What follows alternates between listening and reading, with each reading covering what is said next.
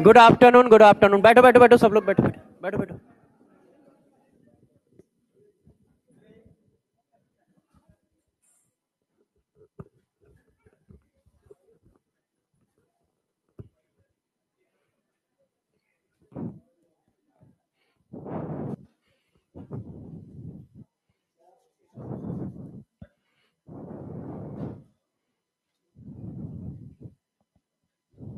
ओ, ये क्या हो रहा है? लेक्चर नंबर बताना। 10वां है कि 8वां? 10वां है कि 9वां? नहीं, 8वां तो नहीं होगा, इतना मुझे पता है। अरे, 8वां नहीं होगा, इतना मुझे पता है, क्योंकि मुझे पता है ना कि मैं कितनी देर में क्या पढ़ाता हूँ।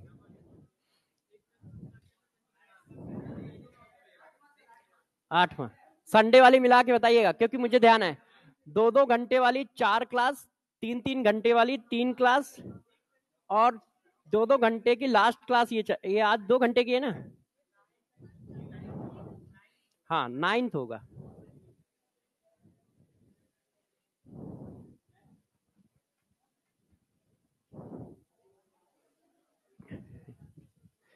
लास्ट क्लास का जरा टॉपिक बताओ।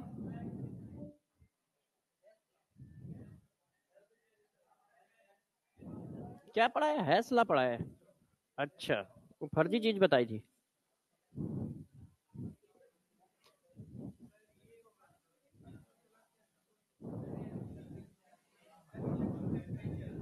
हाँ,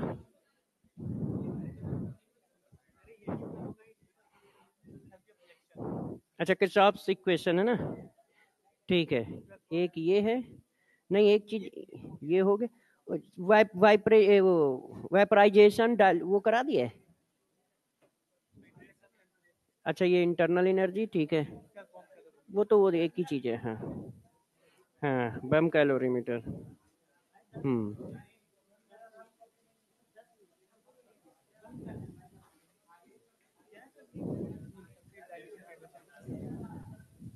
हम्म सही है। ठीक है, किरचॉफ्स लॉ है ना?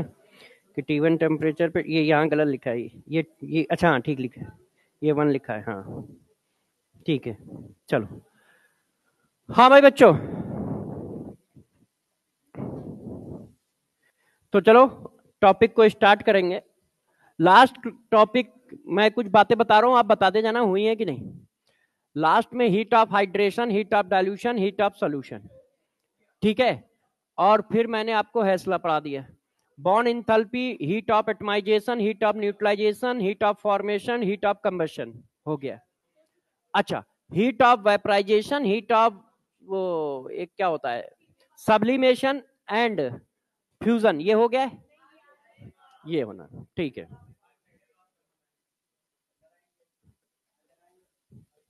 हीट ऑफ, बस कराना क्या, लिखना लिखना है, बाकी सब तुमको आता है, टैलेंटेड हो। Heat of vaporization, heat of fusion and sublimation.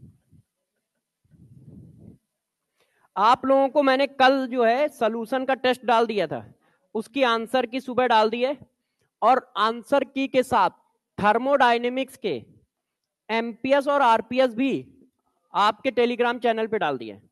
मेरे टेलीग्राम चैनल पे भी पढ़े हैं, आपके टेलीग्राम चैनल पे भी पढ़े हैं। हाँ, 2 जगह पढ़े हैं। पेपर तो संकल्प नीट वेदांतु का ऑफिशियल टेलीग्राम चैनल है, उस पर भी पढ़ा है।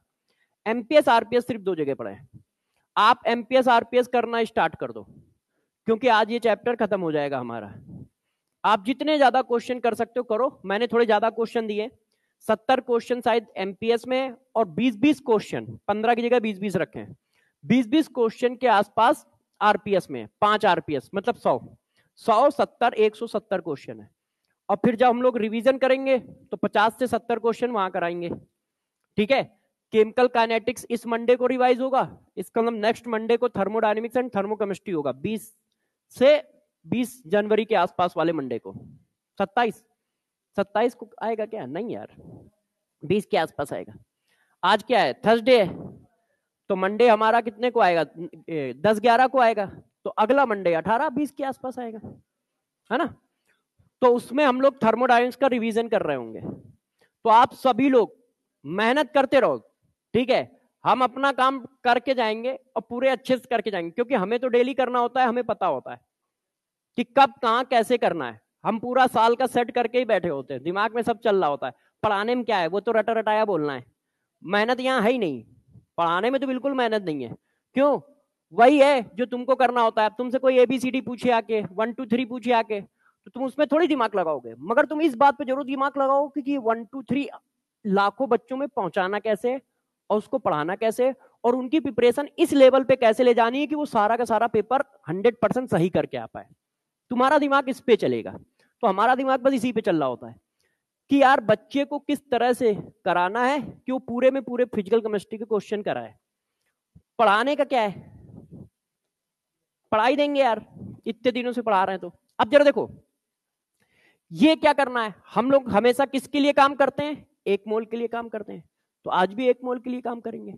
अब प्रोसेस को बस देख लो, 1 मोल का हमें वेपराइजेशन कराना है, 1 मोल का हमें सब्लिमेशन कराना है और 1 मोल का हमें फ्यूजन कराना है। अब या तो हीट देनी पड़ेगी या हीट मिलेगी, वो कौन डिसाइड करेगा, प्रोसेस।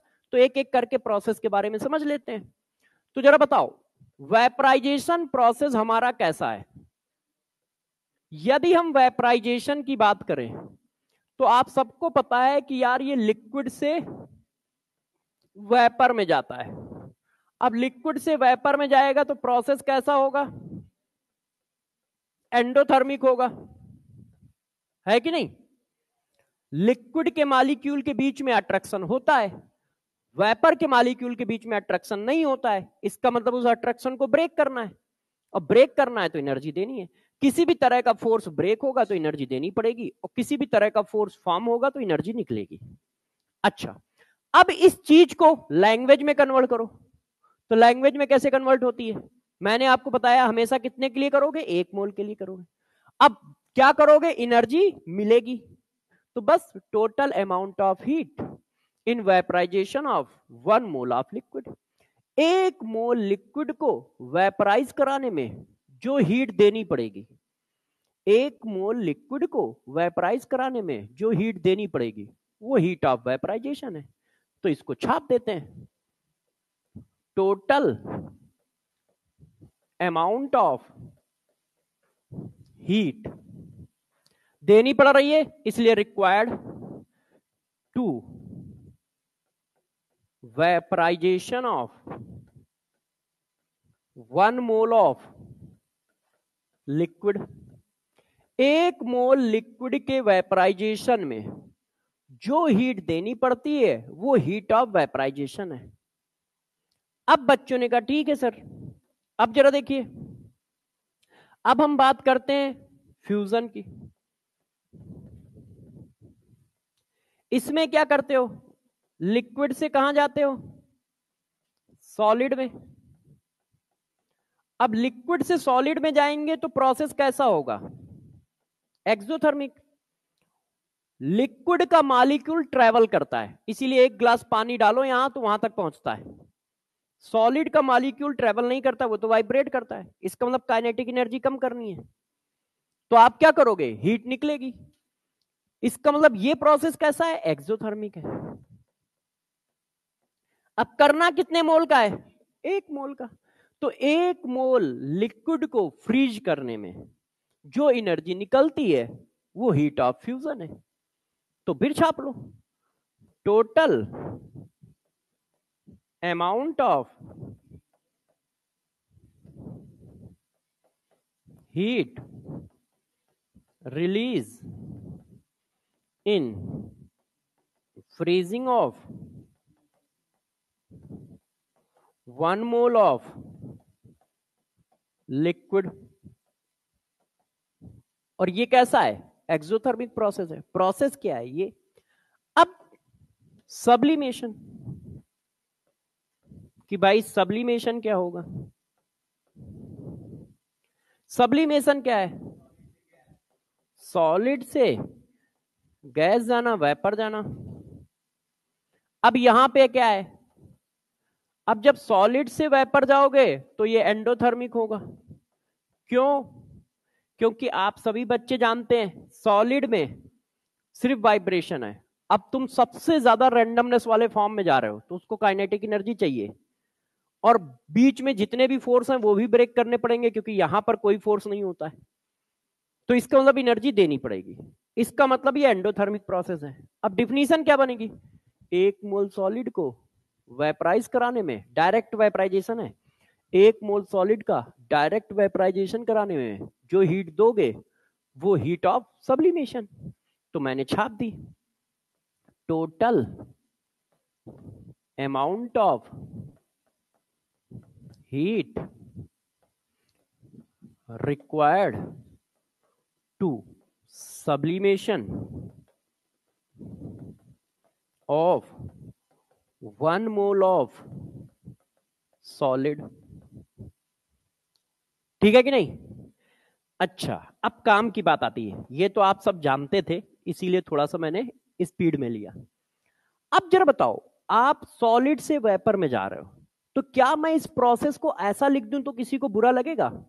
देखिए, मैं पहले जा रहा हूं सॉलिड से लिक्विड, फिर मैं लिक्विड से वेपर। ठीक, बच्चों ने कहा सर ठीक। अब देखो, सॉलिड से लिक्विड जाना ये है, इसकी वैल्यू निगेटिव है, तो जब ये यहां पलट के आएगा तो पॉजिटिव हो जाएगा। तो मैं इसको मॉड लगा के लिख दूं, जैसे पॉजिटिव वैल्यू लिखनी है मुझे, ये माइनस है, ये प्लस चाहिए मुझे, तो मॉड लगा दिया तो भी बात वही है। अच्छा, लिक्विड से वेपर, ये हीट ऑफ वेपराइजेशन।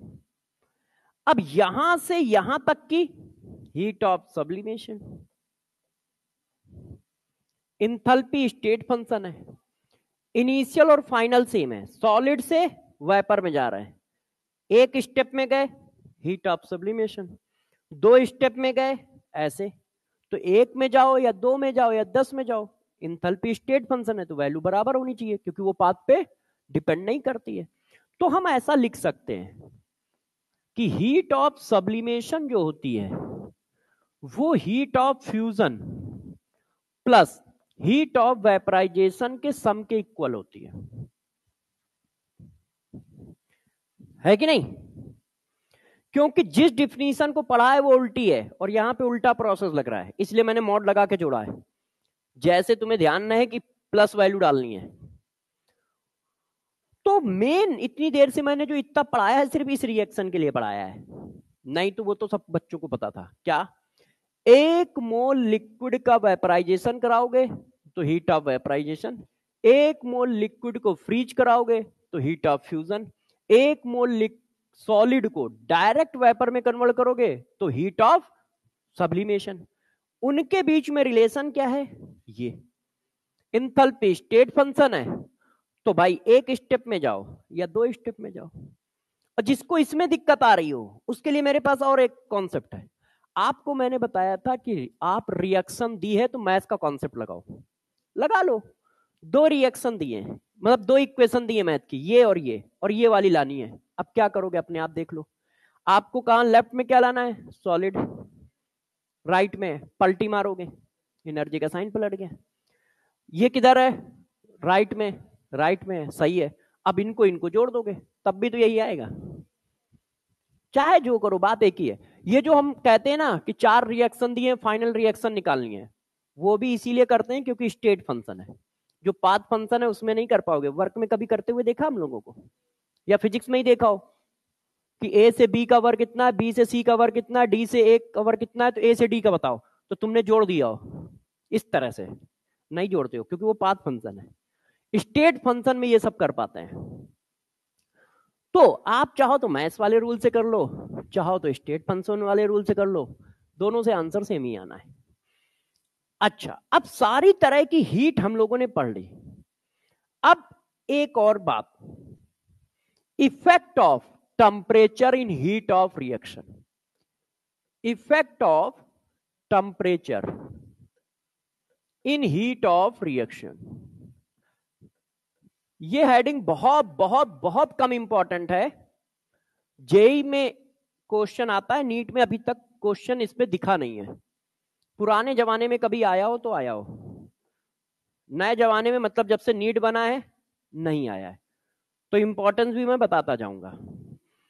ठीक है, effect of temperature in heat of reaction, इसी को कहते हैं किरचॉफ इक्वेशन, किरचॉफ्स इक्वेशन या किरचॉफ्स लॉ। देखो, इंथैल्पी स्टेट फंक्शन है, मगर टेम्परेचर पे तो सब डिपेंड करते हैं। तो आपने कहा एक रिएक्शन है A इक्वल टू बी, इसकी इंथैल्पी चेंज डेल्टा H1 है एट T1 केल्विन टेम्परेचर। ठीक है, कोई रिएक्शन है, इतनी सारी रिएक्शन पड़ी थी, कोई भी ले लो या कोई प्रोसेस ले लो, उसकी हीट ऑफ रिएक्शन है डेल्टा H1 T1 टेम्परेचर पे। आपने टेम्परेचर बढ़ा के T2 कर दिया, T2 is greater than T1, तो उसकी heat of reaction delta H2 हो गई। तो यार अब टेम्परेचर चेंज हुआ है तो हीट ऑफ रिएक्शन कैसे निकालेंगे? तो देखो, delta H2 equal to delta H1 plus Cp T2 minus T1 और डेल्टा Cp, सॉरी ये देखो, अब कौन कौन क्या क्या है वो पहले मैं बता देता हूं। Delta H1 and delta H2, heat of reaction at temperature T1 Kelvin and T2 Kelvin। ठीक है, अब डेल्टा Cp आपके लिए थोड़ा समझने वाली चीज है, ये तो आप पकड़ लोगे। तो डेल्टा Cp क्या है? हाँ, Cp of product minus Cp of reactant, Cp of product minus Cp of reactant. और Cp की डिफिनीशन यदि याद हो तो पर मोल चला है, तो कॉफिशिएंट का मल्टीप्लाई चलेगा इसमें, क्योंकि जो भी Cp होती है वो 1 मोल की होती है। ध्यान है, 1 मोल गैस का 1 डिग्री सेंटीग्रेड टेम्परेचर बढ़ाना है एट कांस्टेंट प्रेशर, उसमें जो हीट देते हो वो Cp है।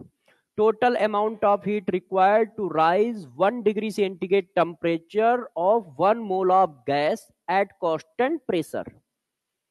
तो ये 1 मोल की दी होगी, और रिएक्शन में 2-3 मोल भी हो सकते हैं। तो मैं इसको एक बार लिख के दिखा देता हूं कि करोगे कैसे। क्यों? क्योंकि बच्चों से गलती हो सकती है। वैसे तो इस पर क्वेश्चन आने की प्रोबेबिलिटी बहुत कम है, 1% 2% से भी कम है। अब देखो, इसका डेल्टा Cp लिखना है, तो देखिए यहां कितना दिया है 2, तो 2 इंटू Cp ऑफ अमोनिया, ये हो गया product, minus 1 into Cp of nitrogen plus इसका coefficient 3 into Cp of hydrogen. ऐसे निकालोगे Cp, क्योंकि डेल्टा एच तुम पकड़ लोगे। ठीक है, टेम्परेचर का डिफरेंस तुम बचपन से करते आए हो, कर ले जाओगे। तुम जब फंसोगे तो डेल्टा Cp में फंसोगे, तो डेल्टा Cp लिखना सिखा दिया है। यदि कोई क्वेश्चन आया तो वो क्वेश्चन एकदम सिंपल पूछेगा, फार्मूला बेस्ड, कि भाई 400 डिग्री सेंटीग्रेड पे इस रिएक्शन का डेल्टा एच इतना है, तो 500 डिग्री सेंटीग्रेड पे इस रिएक्शन का डेल्टा एच बताओ। Heat capacity eight constant pressure molecule A and B is this. आपको बस फार्मूले में वैल्यू डालनी है, मगर बहुत कम इंपॉर्टेंट टॉपिक है, ये भी बताता जा रहा हूं। बात समझ गए कैसे फार्मूला यूज करोगे? अच्छा, अब हीट ऑफ रिएक्शन पूछ रहा है तो इंटरनल एनर्जी ऑफ रिएक्शन भी पूछ सकता है। तो ditto same formula, same concept. Internal energy के केस में आप जानते हो du2 equal to du1 plus delta Cv हो जाएगा, क्योंकि हीट एट कांस्टेंट प्रेशर चल रही है। सारा सेम कॉन्सेप्ट सेम तरीके से निकालना है। जब टेम्परेचर T1 था तो ये था, जब टेम्परेचर T2 था तो ये था, ठीक है। और निकलेगा कैसे? बिल्कुल इसी तरह से, बस Cp की जगह Cv कर दो और यहां पर Cp की जगह Cv कर दो। तो ये फार्मूला है। अब इसमें मैं नोट डाल के लिख दे रहा हूं, ठीक है, ध्यान रखिएगा, बहुत कम इंपॉर्टेंट है। तो बस आप ज्यादा से ज्यादा इसके फार्मूले याद रखोगे या एक आध क्वेश्चन करोगे।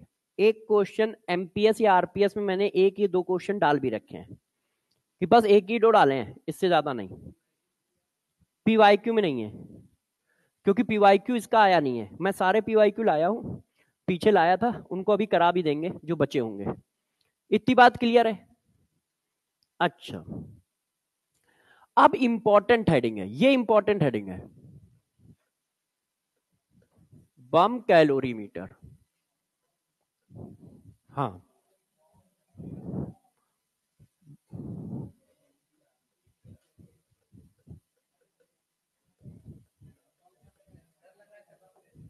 हाँ बिल्कुल डरना चाहिए। अब जरा देखना, बहुत अच्छी हेडिंग है, मतलब बच्चों को टफ दिखती है मगर है नहीं। देखो, एक फिगर बनाता जा रहा हूं, फिगर के बारे में बताता जा रहा हूं, जितना टाइम लगना है बस फिगर बनाने में ही लगना है, इसके बाद तो देखते ही खत्म हो जाएगा। देखिए, ये एक बड़ा कंटेनर है और ये कंटेनर है इंसुलेटर। इसका मतलब क्या हुआ? इसका मतलब हीट का एक्सचेंज जीरो है, एटमॉस्फेयर के साथ हीट का एक्सचेंज जीरो है, क्योंकि इसके बाद क्या है? एटमॉस्फेयर है, मतलब सराउंडिंग है हमारा। अच्छा, ठीक है। अब बम कैलोरीमीटर में करते क्या है, तो पहले इसका काम बता देता हूं कि ये किस लिए होता है, ये काम क्या करता है।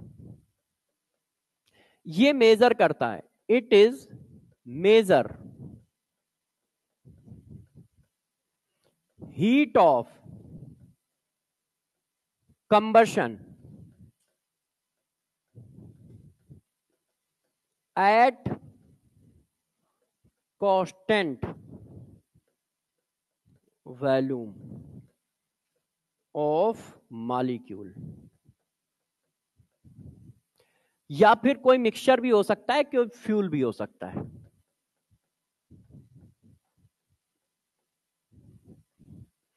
ये मेजर करता है heat of combustion at constant volume को, और heat of combustion at constant volume is known as DU. इसका मतलब यहां से डीयू निकल रहा है। हीट कांस्टेंट वॉल्यूम पर कितनी होती है? डीयू। तो बम कैलोरीमीटर काम क्या करता है? वो हीट ऑफ कंबशन को एक्सपेरिमेंटल मेजर करता है कि किसी भी मॉलिक्यूल की हीट ऑफ कंबशन है कितनी। अब जब मेजर कर रहा है तो किस पर कर रहा है? कांस्टेंट वॉल्यूम पे। ऐसा क्यों कर रहा है अभी वो भी बता दूंगा। तो पहली बात, इसका काम क्या है? इसका काम हीट ऑफ कंबशन को मेजर करना है एट कांस्टेंट वॉल्यूम। इसका मतलब बम कैलोरीमीटर में जो हीट आ रही होगी वो डीयू होगी, उसको इंथैल्पी चेंज मत समझ लेना, क्योंकि वो कांस्टेंट वॉल्यूम की हीट होगी। वो लिखे या ना लिखे, लिख देता है तो अच्छी बात है, ना लिखे तब भी उसको आप क्या मानोगे? हीट एट कांस्टेंट वॉल्यूम मानोगे, डीयू मानोगे। अच्छा, अब काम कैसे करता है? सबसे पहले हम एक बड़ा कंटेनर लेते हैं, फिर मेरी इच्छा करती है तो मैं एक छोटा कंटेनर भी इसी के अंदर डाल देता हूं, ठीक है। जैसे आपने कुकर के अंदर, ठीक है, एक बंद डिब्बा डाल दिया, जैसे बॉटल है या कोई डिब्बा छोटा सा, उसके अंदर डाल दिया बंद करके, कुछ ऐसा दिख रहा है।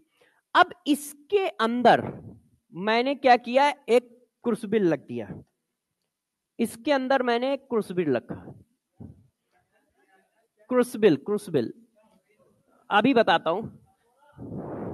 हाँ, क्रूसिबल का मतलब होता है चीनी मिट्टी की कटोरी, जो हीट एब्जॉर्ब ना करती हो, है ना। चीनी मिट्टी जो होता है ना, या मिट्टी की कटोरी रख दो उस, मगर आप साइंस तो जानते ही हो, डरावनी चीजें है ना। तो इसने क्या किया? एक मैंने चीनी मिट्टी की कटोरी रख दी, क्रूसिबल रख दिया। अब इसमें रख दिया ऑर्गेनिक कंपाउंड जिसकी कंबशन एनर्जी निकालनी है। तो जनरली हम लोग ऑर्गेनिक कंपाउंड ही लेते हैं। तो ये हुआ ऑर्गेनिक कंपाउंड, ठीक है। अच्छा, अब हमको जलाना है, तो हमने क्या किया, इसमें इसको हम जलाते हैं फिलामेंट की हेल्प से, इलेक्ट्रिक बर्निंग करते हैं।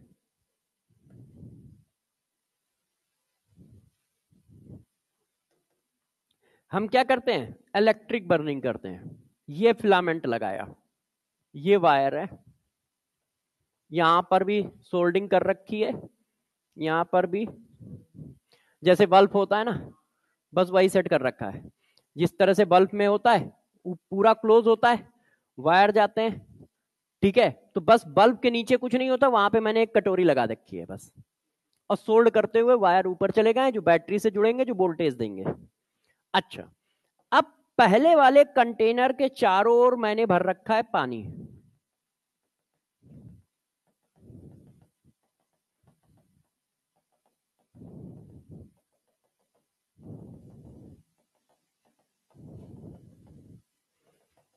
ये देखिए,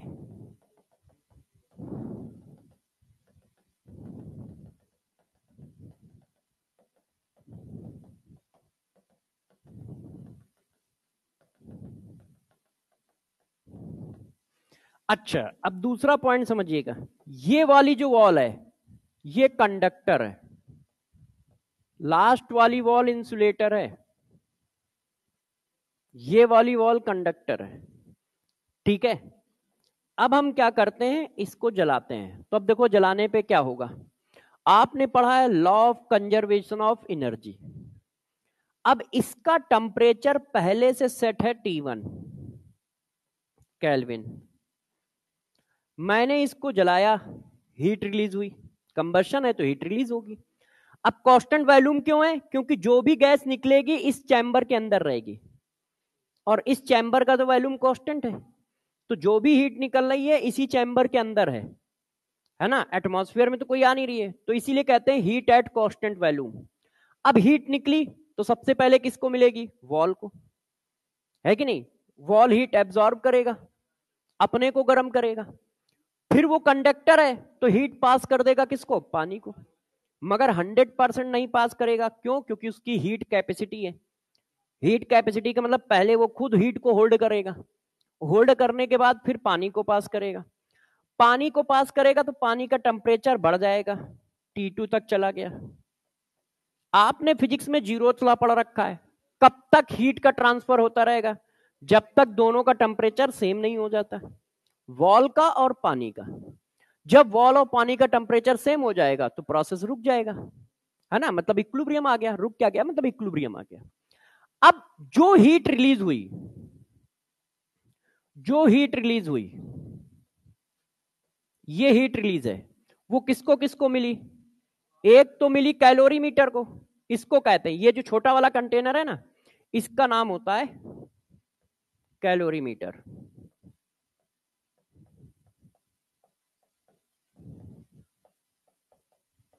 ये छोटा वाला, तो एक तो मिली कैलोरीमीटर को, और दूसरा किसको मिली, वाटर को। जो हीट रिलीज हुई इन दोनों को मिली, ये क्या है, हीट रिलीज, हीट रिलीज। कौन सी हीट, हीट ऑफ कंबशन, है कि नहीं। अब हम इस इक्वेशन को सॉल्व करते हैं, तो जब हम इस इक्वेशन को सॉल्व करते हैं तो ये ऐसे आता है, du equal to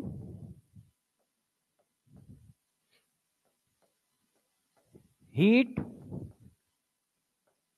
capacity of calorimeter into delta T into molecular weight of compound divided by, मैंने बीच का प्रूवमेंट उड़ा दिया है,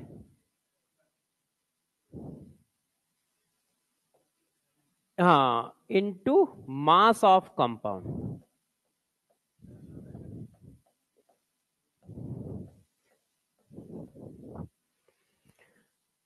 ये देखो आया डीयू का फार्मूला।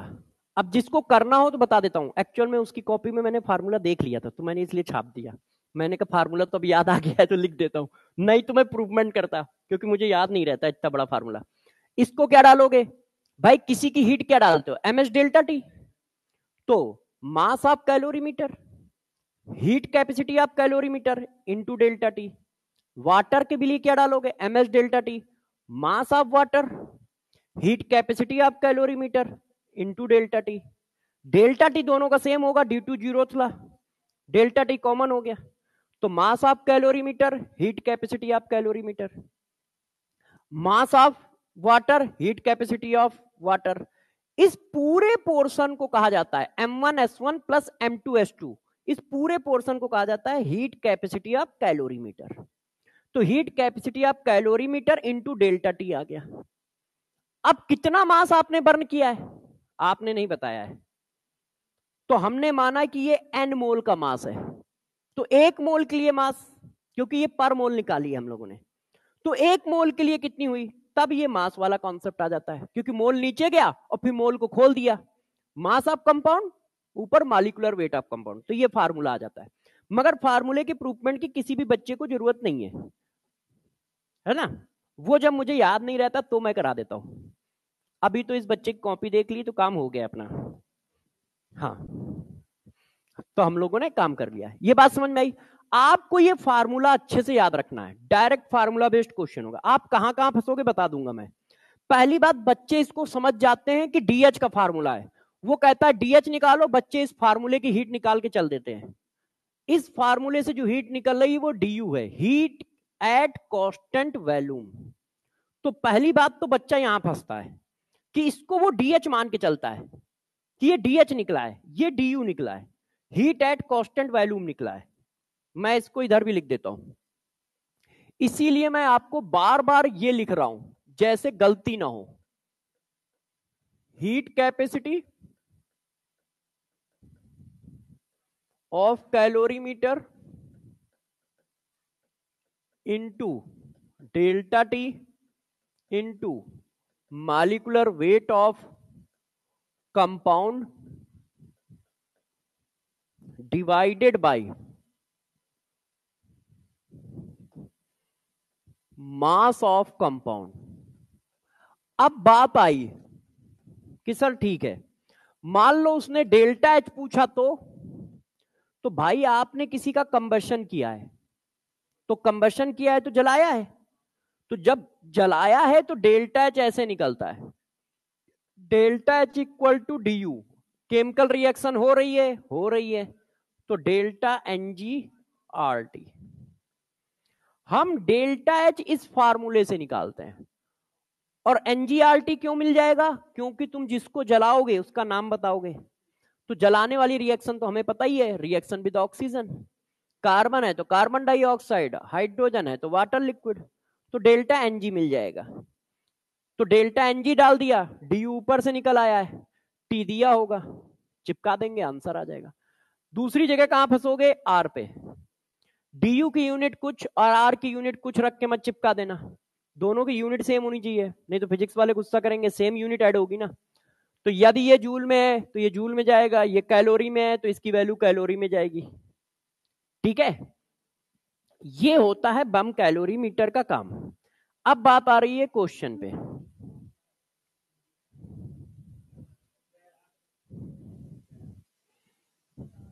मैंने तो पढ़ा दिया है भाई, अब आप समझना, तो बस ठीक है। हाँ, अभी छापने को देता हूं आपको, एक क्वेश्चन करा दूं ताजा ताजा। अभी ये सारे क्वेश्चन करने हैं, मगर अभी जो पढ़ा रहा हूं उसका करता हूं।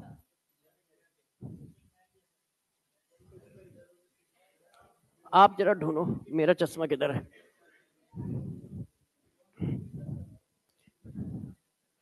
इसमें बहुत सारे क्वेश्चन हम कर भी चुके हैं।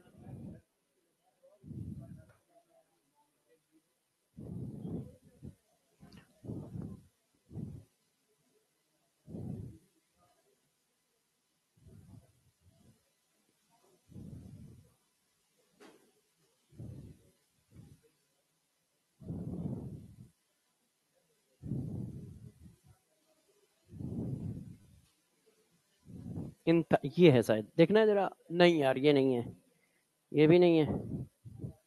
अच्छा कोई नहीं, भाई कह रहा है अपनी मेहनत खुद करो, मैंने कहा ठीक है खुद कर लेते हैं। देखो मैं क्वेश्चन लिखता हूं, ठीक है, आप लोग अच्छे से समझिएगा। हाँ, ethyl alcohol burn in bum calorimeter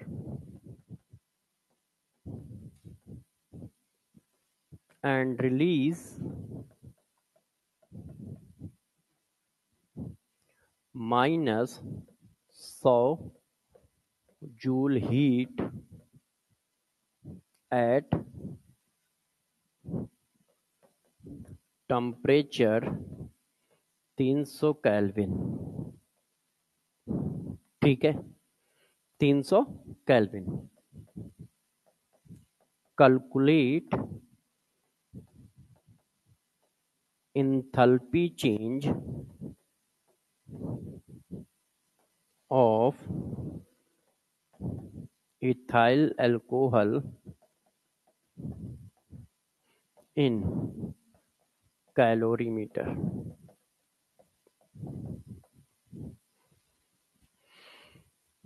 अब मैंने ये क्वेश्चन पूछ दिया, ऑप्शन लगा दिया आपके पास, 300.5 जूल, 298 जूल,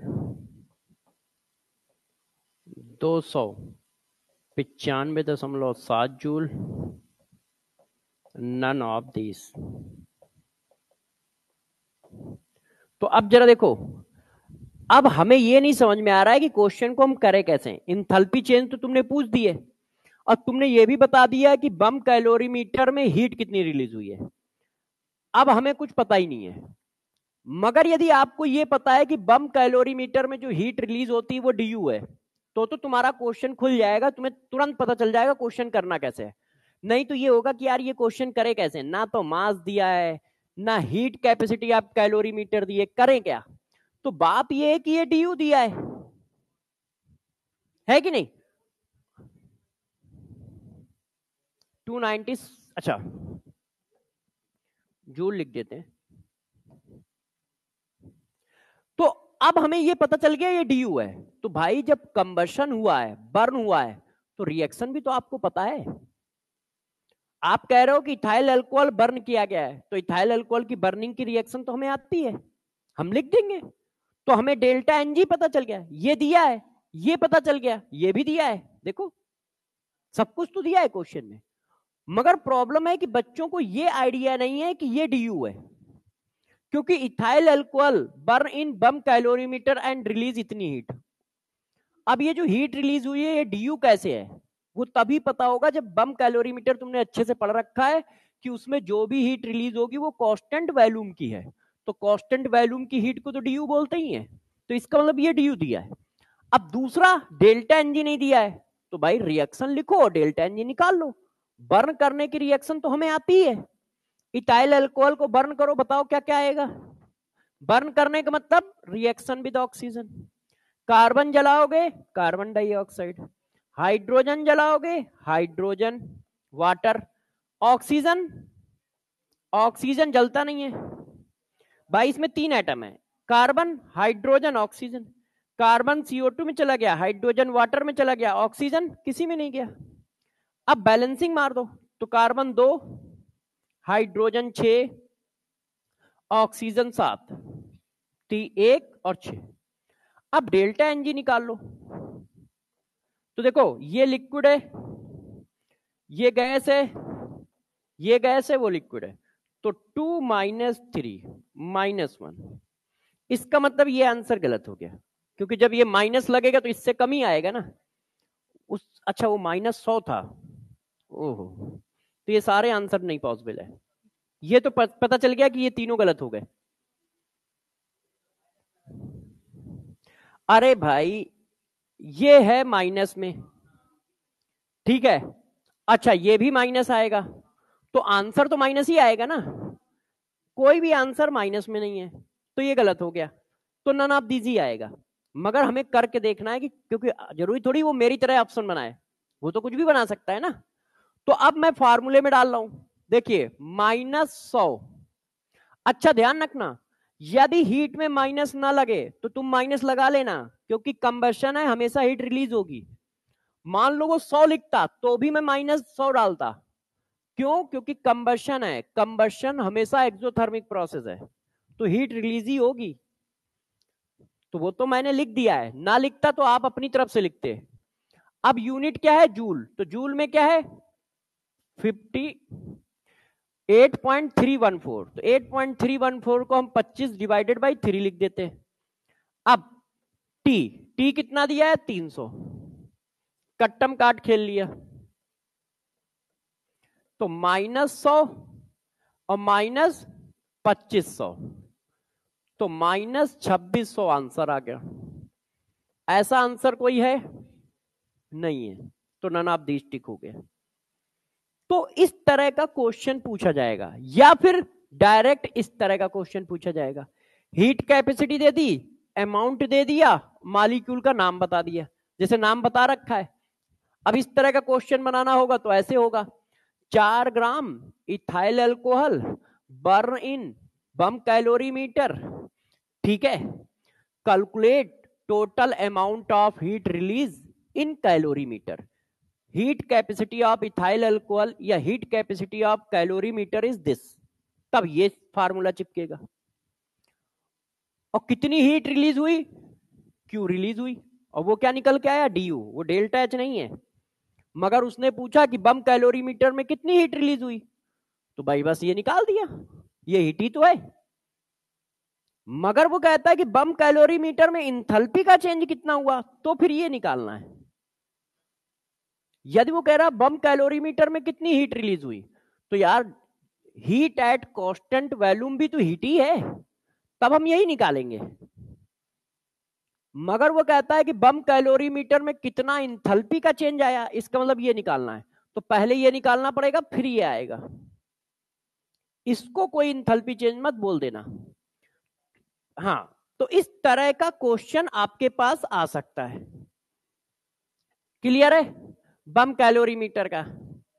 अब जरा देखो बच्चों, अब इंट्रोपी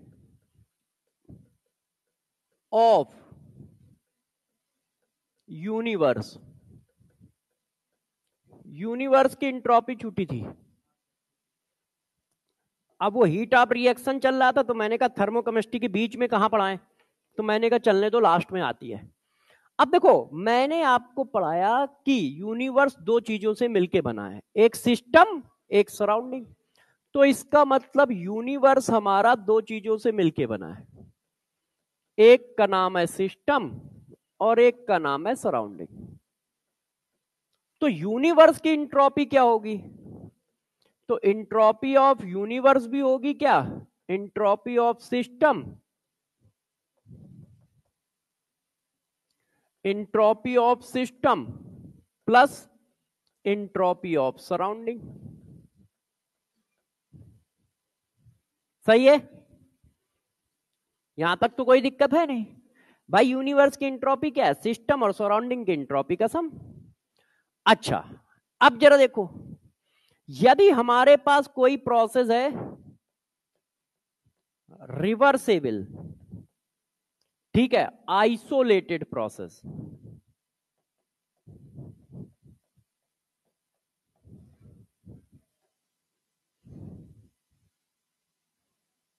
रिवर्सेबल आइसोलेटेड प्रोसेस की इंट्रोपी चेंज निकालनी है यूनिवर्स की। यदि प्रोसेस आइसोलेटेड है, तो आइसोलेटेड प्रोसेस क्या है? जिसमें ना तो मास का ट्रांसफर होगा ना एनर्जी का ट्रांसफर होगा। तो जब एनर्जी का ट्रांसफर नहीं होगा तो Q of system 0, Q of surrounding 0, क्योंकि दोनों की वैल्यू सेम होगी with opposite sign. Heat store तो होती नहीं है। हीट क्या है? एक जगह से दूसरी जगह जाएगी। जब इधर से जाने वाली हीट 0 है तो उधर मिलने वाली हीट भी 0 होगी। या उधर बोल दो, उधर से जाने वाली हीट जीरो है तो इधर से मिलने वाली हीट भी जीरो होगी। अच्छा, क्यों? क्योंकि प्रोसेस क्या है? आइसोलेटेड। ऐसा क्यों लिख पा रहे हैं? क्योंकि हमारा प्रोसेस आइसोलेटेड है। इसका मतलब डीएस ऑफ सिस्टम क्या है? जीरो। डीएस ऑफ सराउंडिंग क्या है? Zero.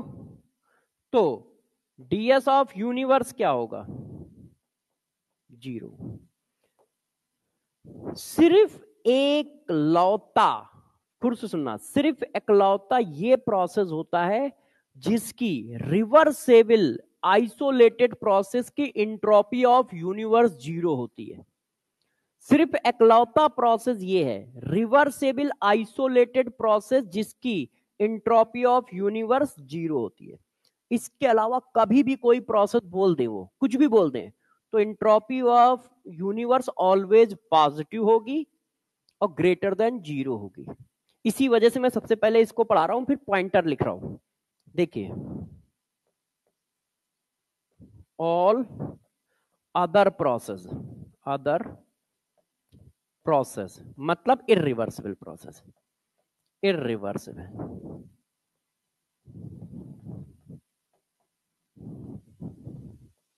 all other process, the entropy change of universe, ठीक है,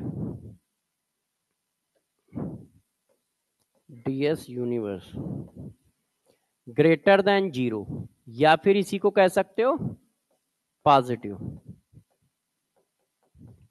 अब बच्चों ने कहा कैसे?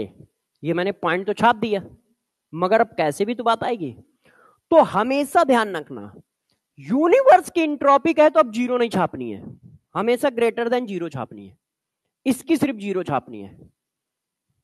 किसकी? रिवर्सेबल आइसोलेटेड प्रोसेस की इंट्रोपी ऑफ यूनिवर्स हमें कितनी रखनी है? जीरो, क्योंकि दोनों जीरो होती हैं, तो जब दोनों जीरो है तो ये भी जीरो ही आएगा।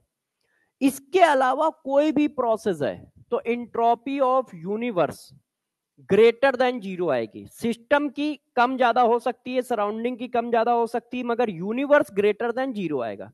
तो बच्चों ने कहा नहीं यार सर, ऐसे थोड़ी होता है, कुछ करके दिखाइए आप। तो मैंने कहा चलो बच्चों की तमन्नाएं पूरी करते हैं, है ना। तो देखो, इररिवर्सिबल प्रोसेस। अब इतना डीप थोड़ी हम सोच पाते हैं तुम्हारी तरह, ये तो तुम ही सोच सकते हो यार, हम तो केमिस्ट्री से ही ऊपर नहीं उठ पाते हैं। देखो, ये सिस्टम है, ये सराउंडिंग है, इसका टेम्परेचर T1 केल्विन, इसका temperature T2 kelvin. Irreversible process है, सडन होगा, है कि नहीं। तो टेम्परेचर T1 और T2 में से कोई ज्यादा कोई कम तो होगा। तो आप मान लो जो आपकी इच्छा है। आपने ये सपोज कर लिया कि sir T1 greater than T2 है। मैंने कहा भाई ठीक है, आप कह रहे हो, मान लेते हैं। अब थोड़ी मक्कारी भी इसी जगह कर ले, नहीं तो फिर से करने में दिक्कत आएगी, इसलिए इसको इधर छाप देते हैं। ये केस 2 पढ़ाएंगे बाद में। अब देखो, T1 ग्रेटर देन T2 है, तो हीट का फ्लो किधर से किधर होगा? हाई टेम्परेचर से लो टेम्परेचर।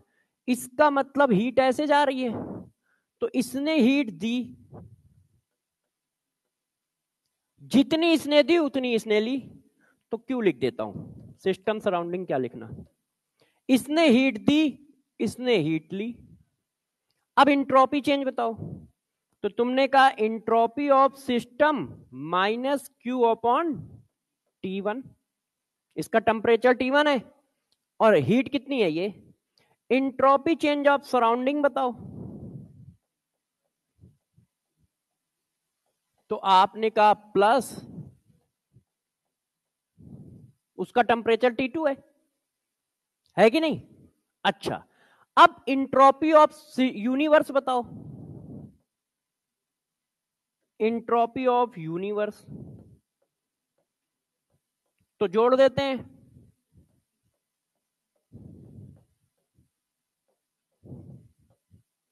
बच्चों ने कहा सर आप कॉमन भी ले लो, फिर मैंने कहा आप कह रहे हो तो ले लेते हैं।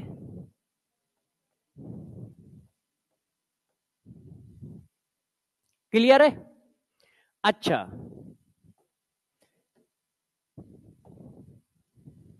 एक मिनट रुकना, ये इस तरह से क्यों दिखा रहा, क्या वो किया नहीं क्या मैंने?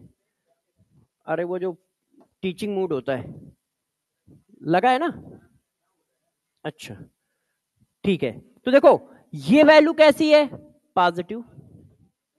भाई हीट किसी की भी ओर जाए, न्यूमेरिकल वैल्यू पॉजिटिव रहेगी, साइन तो पहले ही लगा चुके हो आप। अच्छा, T1 बड़ा है तो 1/T1 क्या होगा? छोटा। इसका मतलब ये वैल्यू छोटी है, ये वैल्यू बड़ी है, तो इसका साइन भी क्या है? तो यूनिवर्स की एंट्रोपी कैसी आ रही है? ओ, तो यूनिवर्स की एंट्रोपी ग्रेटर देन 0 आ रही है या पॉजिटिव आ रही है?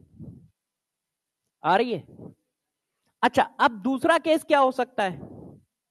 केस 2। केस 2 ये हो सकता है कि भाई T2 जो है वो बड़ा हो, T1 छोटा हो। या तो भाई सिस्टम का टेम्परेचर ज्यादा होगा या सराउंडिंग का टेम्परेचर ज्यादा होगा, यही तो केस होगा।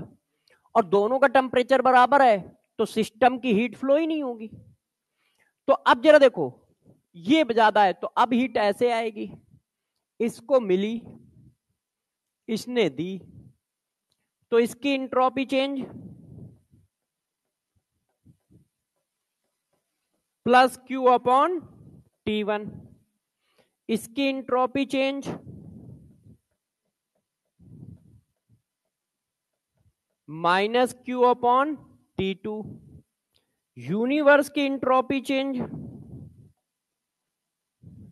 दोनों का सम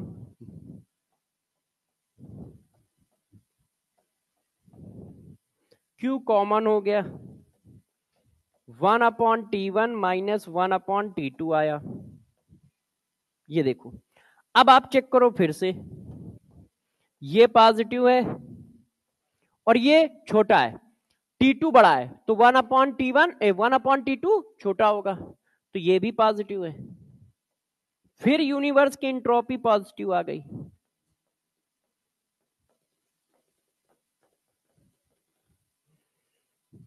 है कि नहीं?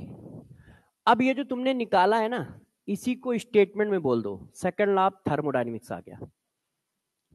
ये जो मैथमेटिकली तुमने प्रूव किया है ना, इसी को लैंग्वेज में बोल देते हैं तो सेकंड लॉ ऑफ थर्मोडायनेमिक्स हो जाता है।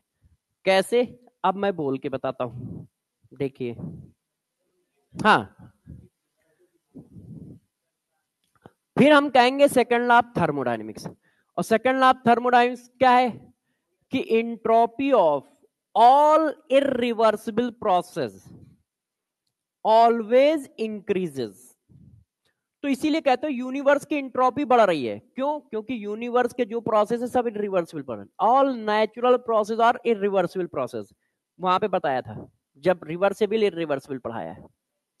तो जो मैथमेटिकली तुमने प्रूव किया है, इसी को अब हमें छाप देना है लैंग्वेज में, वही सेकंड लॉ ऑफ थर्मोडायनेमिक्स है। इसीलिए सेकंड लॉ ऑफ थर्मोडायनेमिक्स रोक रखा था, क्योंकि ये नहीं बताया था तो वो स्टेटमेंट तो हो जाता मगर मजा ना आती कि यार ये कैसे आया कैसे नहीं आया। जो लिखा है इसी को हम सेकंड लॉ बोल देते हैं। तो देखिए, हम कहते हैं second law of thermodynamics.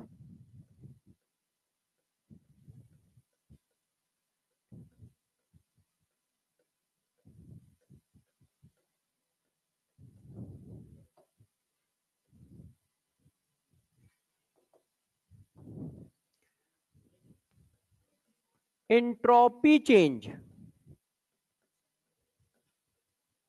Of all irreversible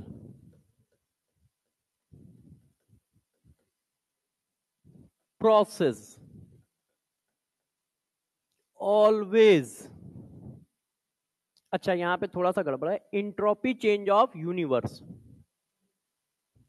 किसकी इंट्रोपी चेंज की बात कर रहे हो?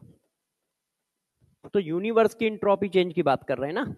तो entropy change of universe of all irreversible process always increases,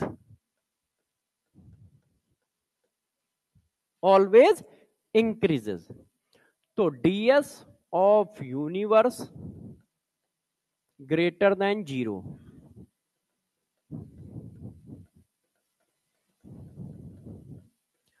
तो अब आपको ध्यान रखना है कि डीएस ऑफ यूनिवर्स हमेशा पॉजिटिव रहनी है, सिर्फ एक की छोड़ के। और वो प्रोसेस हाइपोथेटिकल प्रोसेस है, वो प्रोसेस होता ही नहीं है, आइसोलेटेड है। भाई जब किसी से लेना देना नहीं है तो प्रोसेस का कुछ काउंट कैसे होगा? लेना देना तो होना ही पड़ेगा ना, तभी तो काउंटेबल होगा। भाई कुछ काउंट कर रहे हो, इसका मतलब रिलेशन है, तो वो एक थ्योरेटिकल है। हाँ बेटे, हाँ, रिवर्सेबल आइसोलेटेड। अब देखो थर्ड लॉ ऑफ थर्मोडायनेमिक्स, वैसे तो सिलेबस में नहीं है, एनसीईआरटी में लिखा है, नहीं लिखा है शायद, शायद लिखा है, शायद नहीं लिखा है, देख लेना, वैसे कोई फर्क नहीं पड़ता है, मैं पढ़ा तो दे ही जाऊं। देखो थर्ड लॉ ऑफ थर्मोडायनेमिक्स क्या होता है? देखिए एक टेम्परेचर होता है 0 केल्विन, 0 केल्विन का मतलब हुआ -273 डिग्री सेंटीग्रेड, है कि नहीं? 0 केल्विन -273 डिग्री सेंटीग्रेड, तो इसको कहते हैं absolute temperature, absolute zero temperature भी कहते हैं इसको। अब जरा देखो इस टेम्परेचर पे क्या होता है, माना गया है कि इस टेम्परेचर पे जितनी भी चीजें हैं सब क्रिस्टल फॉर्म में कन्वर्ट हो जाती हैं, सॉलिड में भी नहीं, क्रिस्टल में, क्योंकि -273 डिग्री सेंटीग्रेड है, मतलब वाइब्रेशन भी लगभग खत्म हो जाएगा।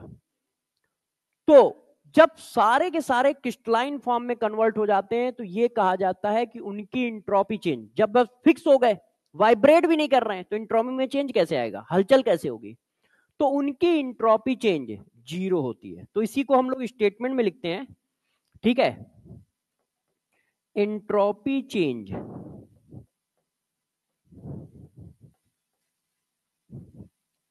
Of any substance at 0 kelvin, crystalline substance होगा, crystalline substance at 0 kelvin, 0 kelvin का मतलब 273 डिग्री सेंटीग्रेड, ठीक है। Entropy change of any crystalline substance at 0 kelvin 273 degree centigrade is 0, ds equal to 0 at 0 kelvin या -273 डिग्री सेंटीग्रेड टेम्परेचर, ये है। यदि कहीं आपको इसमें कुछ मिला तो ये डायरेक्ट स्टेटमेंट मिलेगा, कि आता है ना कि इनमें से कौन से स्टेटमेंट सही है, तो उसमें ये स्टेटमेंट हो सकता है कहीं पर हो, इससे ज्यादा इसमें कुछ नहीं है। तो क्रिस्टलाइन सब्सटेंस की 0 केल्विन पर इंट्रोपी चेंज 0 होता है, इंट्रोपी चेंज कितना होता है, 0। 0 केल्विन टेम्परेचर का मतलब -273 केल्विन, -273 डिग्री सेंटीग्रेड टेम्परेचर। अब जरा देखो यार बच्चों, हाँ 0 डिग्री पे आने पे, हाँ आने पे आएगा, हाँ छाप लो, अच्छा। अब देखो, अब हम लोग जो क्वेश्चन बचे हैं, क्योंकि मैं बीच बीच में क्वेश्चन उसके कराता भी रहा हूं जो पीवाईक्यू थे, जो बचे हुए हैं उनको निपटा लेता हूं, ठीक है। तो चलो, सॉलिड स्टेट अब खत्म हो गया है, नहीं तो सॉलिड दो तरह के होते हैं, क्रिस्टलाइन सॉलिड, एमार्फस सॉलिड, तो अब नहीं पढ़ाते हैं। ये क्वेश्चन बहुत दिन से ट्रेवल कर रहा है हम लोगों के साथ, हर पीपीटी में आता है, मगर हम में से कोई इसको सॉल्व नहीं करता है। ध्यान होगा दूसरी क्लास में ये क्वेश्चन आया था तो हमने वहां छोड़ा था, तब से चल ही रहा है, आज निपटाते हैं इसको। Which of the following are not state function, इसका मतलब तुम कह रहे हो पाथ फंक्शन। स्टेट फंक्शन नहीं है तो क्या होगा, पाथ फंक्शन होगा, दो ही तो फंक्शन होते हैं, है कि नहीं। अब पाथ फंक्शन इतने होते हैं, वर्क, हीट, हीट कैपेसिटी, अब डायरेक्ट मैं लिख दूं, हीट कैपेसिटी, डिस्टेंस। अब इसमें से देखते हैं कौन कौन क्या है। देखो Q प्लस W क्या होता है, U होता है। तो चेंज इन इंटरनल एनर्जी तो स्टेट फंक्शन है, तो ये तो आंसर नहीं है। ये हीट होता है, वर्क होता है। अब ये क्या होता है, G इक्वल टू होता है ये, और ये क्या है, state function,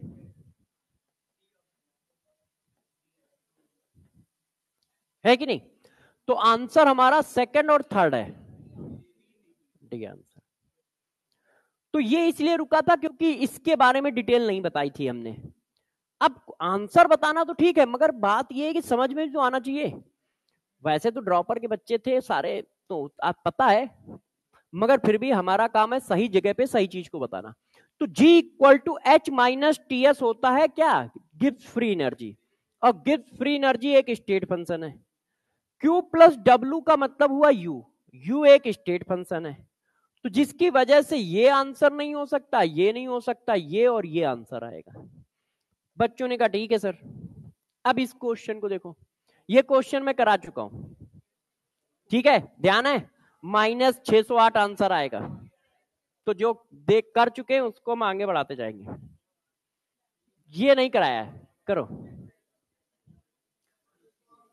temperature of 1 mole of gas is increased by 1 degree centigrade eight constant pressure, the work done is, बताइए, R/2, 2R, 3R। तो सीपी और सीवी में क्या डिफरेंस होता है, वहां पे मैंने लिखाया है और सारे डिस्कशन किया है कि सीपी और सीबी में जो डिफरेंस होता है वो आर होता है, और आर वर्क की वैल्यू है, वर्क की वैल्यू है। और कौन से वर्क की, जो कांस्टेंट प्रेशर पर गैस करती है, तो उसकी वैल्यू कितनी होती है, आर, वो वर्क डन की वैल्यू है। अच्छा, नेक्स्ट क्वेश्चन, इसको भी हम लोगों ने कर रखा है, हाँ कर रखा है, नहीं तो कर देंगे। अब देखो इंटरनल एनर्जी चेंज पूछ रहा है, क्योंकि याददाश्त में मेरे भी नहीं याद है कि कर रखा है कि नहीं, तो कर लेते हैं। Extra, a gas is allowed to expand in a well insulated container, insulated है। थर्मोडायनेमिक्स में कोई फार्मूला काम नहीं करता है, जो आपको पॉइंटर पढ़ा रखे हैं वही काम करते। जैसे ही इंसुलेटेड बोला मैंने Q0 मारा, जहां मैंने हीट पढ़ाई है वहां पे ये पॉइंट लिखाया है। यदि वॉल इंसुलेटेड है या एडियाबैटिक प्रोसेस है तो Q की वैल्यू 0 रहेगी। अच्छा, at a constant external pressure, external pressure constant है, इसका मतलब प्रोसेस इरिवर्सिबल है, लिखा नहीं है ना, रिवर्सिबल या इरिवर्सिबल तो नहीं लिखा है। तो वर्क के तो दो फार्मूले हैं, कौन सा चिपका है, तो कांस्टेंट एक्सटर्नल प्रेशर किस में होता है, इरिवर्सिबल में होता है। अच्छा, P की वैल्यू दी है, फ्रॉम इनिशियल वैल्यू इतना टू इतना, the change in internal energy for the gas in joule. तो यार du इक्वल टू है Q प्लस W, ये 0 है, तो इसका मतलब वर्क निकालना है, और कौन सा वर्क निकालना है, इरिवर्सिबल प्रोसेस का। तो -P एक्सटर्नल dV, अब वैल्यू डाल दो, P एक्सटर्नल है 2.5 एटमॉस्फेयर, एक्सपेंड हो रहा है, और एक्सपेंड हो रहा है तो आप सबको पता है कि वर्क की वैल्यू निगेटिव आती है। तो ये आ गया 5 दूनी 10, ये आ गया ऐसा, एटमॉस्फेयर लीटर। तो इसका मतलब पहली बात, प्लस वाले आंसर तो कट गए। अब इसको 101.3 से मल्टीप्लाई कर दो,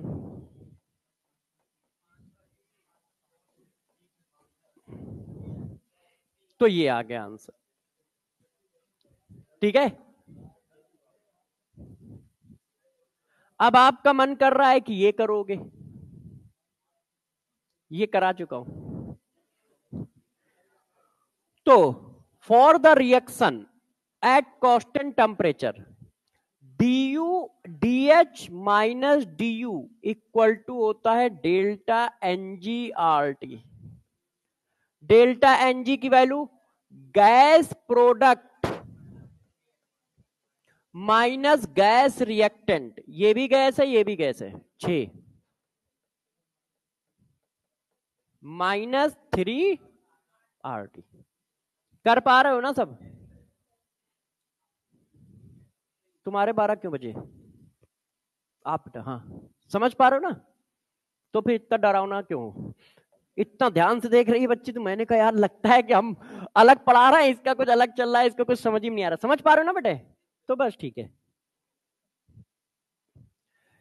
हाँ ये क्वेश्चन तो पक्का नहीं कराया है, क्योंकि इस तरह के ऑप्शन मैंने अभी फिलहाल 3-4 दिन में नहीं देखे हैं। तो करो, आप लोग करो अब इसको, मैं नहीं करूंगा। A system has internal energy equal to E1, 450 joule heat is taken out of it and 600 joule of work is done on it. The final energy of the system, मतलब फाइनल इंटरनल एनर्जी पूछ रहा है। सब लोग answer बताओ अच्छे से करके। देखो ये सिस्टम है, इसकी इंटरनल एनर्जी E1 है। A system has internal energy equal to E1, 450 heat is taken out of it. तो 450 निकल गई, तो ये तो माइनस हो गया इसके लिए, और 600 work done on it, 600 work मिला, ये हमें मिला है 600 प्लस का। तो पूछ रहा है इंटरनल एनर्जी में कितना चेंज आया। तो आपने कहा भाई देखो du equal to Q plus W, ये चेंज आता है। तो Q की वैल्यू है -450, इसकी वैल्यू है +600, तो +150 आया। तो आपने लिखा du इक्वल टू इतनी थी, इतनी और आ गई, तो फाइनल ये हो गई। तो ए ऑप्शन। बात समझ पाए हो कैसे किया है? नहीं तो प्रूफमेंट वाले में चले जाओ। मान लो किसी को यहां समझ में आने में दिक्कत है कि चेंज आया कितना 150, तो फाइनल आपने ऐसे कैसे लिख दी? तो यार आपको मैंने पढ़ाते समय बताया है, final internal energy, energy neither be create not be destroy. E1 थी, इसमें से इतनी निकल गई और इतनी मिल गई, तो कितनी हो गई? लो, है कि नहीं? ऐसे ही तो लिखा था उस दिन। ये क्वेश्चन देखो,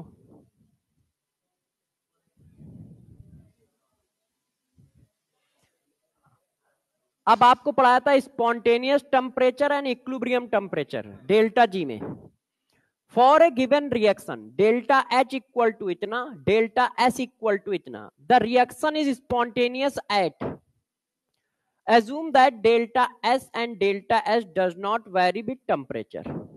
ठीक है, तो देखो हम लोगों ने पढ़ाया था कि स्पॉन्टेनियस टेम्परेचर जो होता है वो डेल्टा H अपॉन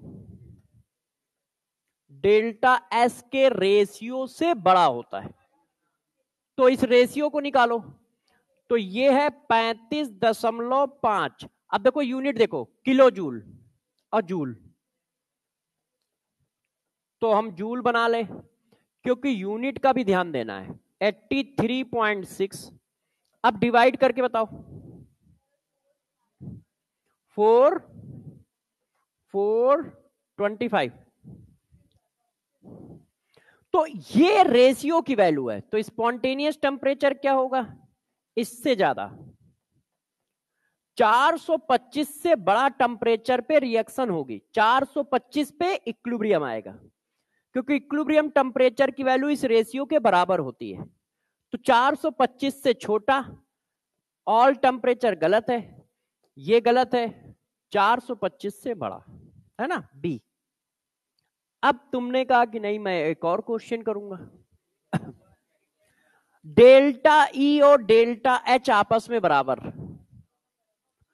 तो डेल्टा ई और डेल्टा एच आपस में तब बराबर होते हैं जब डेल्टा एनजीआरटी की वैल्यू क्या होती है? तो दो प्रोडक्ट दो रिएक्टेंट, इसमें दो प्रोडक्ट तीन प्रोडक्ट दो रिएक्टेंट, तो बराबर नहीं है तो माइनस या प्लस तो कुछ तो आएगा ही। दो एक माइनस प्लस कुछ आएगा, दो एक और दो तीन माइनस या प्लस कुछ आएगा। बात तो समझ रहे हो ना सब लोग? आगे नहीं समझ पाओगे क्योंकि आज सब कुछ याद है तो कर रहे हो। तुम्हें लग रहा है अच्छा इतने रद्दी क्वेश्चन आए हैं, पहली रैंक आएगी, 3 महीने बाद यही क्वेश्चन टफ होंगे। ये मैं करा चुका हूं, कल कराया था। ये क्वेश्चन करिए, ये उस दिन ढूंढना था तो मिला नहीं था जब एंट्रोपी पढ़ा रहा था मैंने कहा था ना डायरेक्ट फार्मूले आते हैं, पढ़ो। For a sample of perfect gas when it pressure is change isothermally from pi and PF the entropy change is given by. Isothermal process की एंट्रोपी चेंज का formula NRLN, P initial upon P final, है कि नहीं? ऐसा कहां लिखा है? ये मन की आंखें थोड़ी यूज कर लेना सब लोग, है ना? LN। अब देखो जिसको फार्मूला नहीं भी आता है तो टी तो होता ही नहीं है इस फार्मूले क्योंकि टी कटता है, तो ये वाला है बी आंसर। ठीक है, 2016 में सेकंड फेज में हुआ है, उस दिन उस बार 2 बार पेपर हुआ था। अब ये करो, 2 mole of ideal gas at 27 degree centigrade temperature is expand reversibly 0 to 20, find entropy change। अब देखो आइसोथर्मल है और एक्सपेंड कर रहा है, तो आइसोथर्मल रिवर्सिबल प्रोसेस की एंट्रोपी चेंज का फार्मूला क्या होता है? अब देखो यहां पे यही दिक्कत है, फार्मूला बेस्ड क्वेश्चन है मगर फार्मूला ही याद नहीं है। बताइए 2.3032 NR log V final upon V initial. मैंने वैल्यू डाल दी 2.303, N की वैल्यू है 2 मोल। अब R की वैल्यू हमें यूनिट से पता चलेगी। देखो यहां कैलोरी दी है, अब किस में लाना है? भाई ने यूनिट नहीं दे रखी तो हम कैलोरी में लेके चल दे रहे हैं।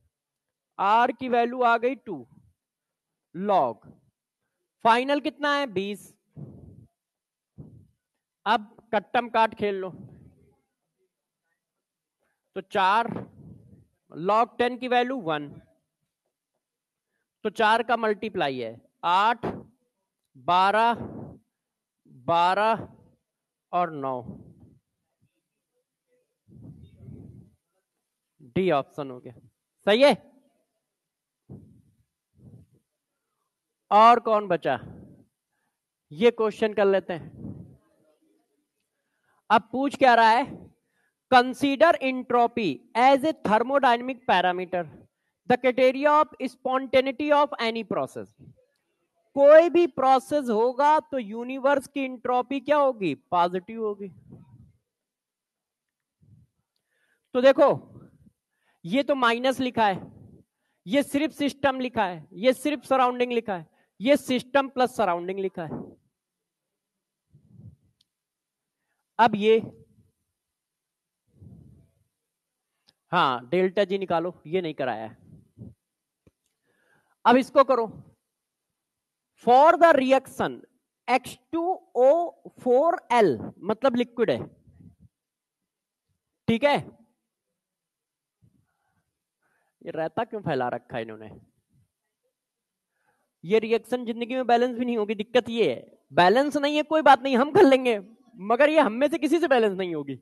इसको थोड़ा सेट करना पड़ेगा ऐसे, क्योंकि यहां 1:2 है और यहां 1:1 है, तो कभी बैलेंस नहीं होगी ना।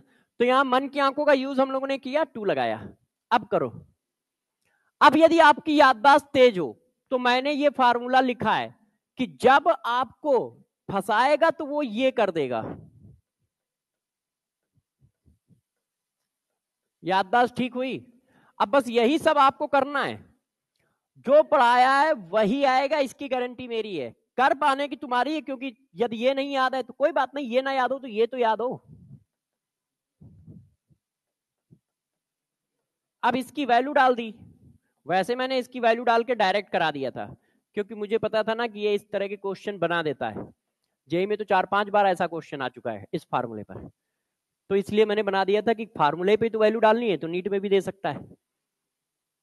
अब चिपका लो, तो देखो 2.1 यूनिट का जरा ध्यान रखना, किलो कैलोरी है। डेल्टा एनजी ये गैस है, ये लिक्विड है, तो 2 आ गया। आर की वैल्यू कैलोरी में नहीं चाहिए, किलो कैलोरी में चाहिए। 2 कैलोरी में होती है, और किलो कैलोरी में क्या होगी? 2 इंटू 10 की पावर -3। आर की वैल्यू किलो कैलोरी में चाहिए, यूनिट यहां देखो क्या है। तो यार ये सब किलो कैलोरी होंगे ना, kilo calorie kilo calorie kilo calorie भी, तभी तो ऐड होगा, नहीं तो फिजिक्स वाले गुस्सा नहीं करेंगे। तो यहां पे इसकी यूनिट क्या है? 2 कैलोरी होती है, इसको किलो कैलोरी बना दिया। अब टी कितना है कहां? अच्छा ये 300। अब ये 300 डेल्टा एस। अब देखो यहां पर भी कैलोरी करना पड़ेगा, ये देखो। अब एक बात समझ में आती है, ये प्लस है ये माइनस है, मगर इन सब की वैल्यू बहुत छोटी आने वाली है, क्योंकि 10 की पावर -3 दोनों के साथ चल रहा है, तो वैल्यू लगभग इसी के आसपास आनी है। ठीक है, अब साइन माइनस आएगा कि प्लस, ये भी देख लेते हैं। देखो 300 300 तो निपट लिए। अब ये 2 है, ये लिखा है 2 इंटू 10 की पावर -3, ये लिखा है 4 इंटू 10 की पावर -3, इसका मतलब ये वैल्यू बड़ी है, और ये वैल्यू बड़ी है, तो भाई आंसर नहीं मिलेगा। इसको सॉल्व करो भाई, कोई सॉल्व करके बताए मेरे को। 4 3 12। 1 मिनट, एक काम करते हैं, इसको ऐसे कर लेते हैं।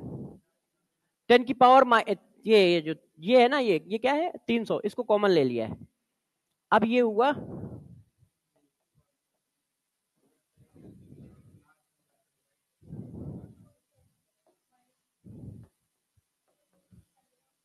हाँ किसी में भी ले लो, जो आप लोगों को सही लगे। अब मैं इतना टैलेंटेड नहीं हूं, तो मैंने नहीं लिया। हथियार भी यूज करेंगे। अभी तो क्या है, सिंपल कैलकुलेशन है, तो मैं कर देता हूं, है ना। हाँ भाई, अब ये क्या आया? 16, और ये आया, इसको भी अब सेट कर देते हैं 0.3, है ना। अब ये कितना हुआ? 16 कितना होता है? 48।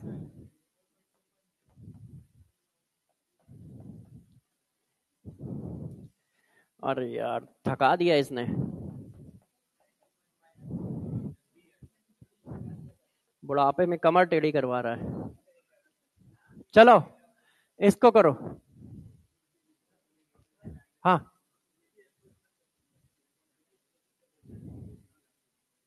अच्छा, एक बार देखें, तुम्हारी बात में दम है। हाँ ये वाला तो काट सकते हैं, मगर ये भी नहीं कहा गया कि प्रोसेस स्पॉन्टेनियस है या नहीं। उसने कहा इस रिएक्शन का डेल्टा जी निकालो, तो 0 भी आ सकता है, प्लस भी आ सकता है, माइनस भी आ सकता है ना। यदि वो कहता कि ये स्पॉन्टेनियस रिएक्शन है और डेल्टा जी निकालो, तो फिर निगेटिव आता, तो 2 आंसर कट जाते ये वाले, क्योंकि डेल्टा जी निगेटिव आना था। मगर उसने ऐसा कुछ नहीं कहा है कि इस रिएक्शन का, ठीक है, ये स्पॉन्टेनियस रिएक्शन है, तो कुछ भी आ सकता है। हम वो अप्रोच नहीं लगा सकते कि डेल्टा जी की वैल्यू है निगेटिव आएगी। ये करो, बस 2 ही 3 रह गए।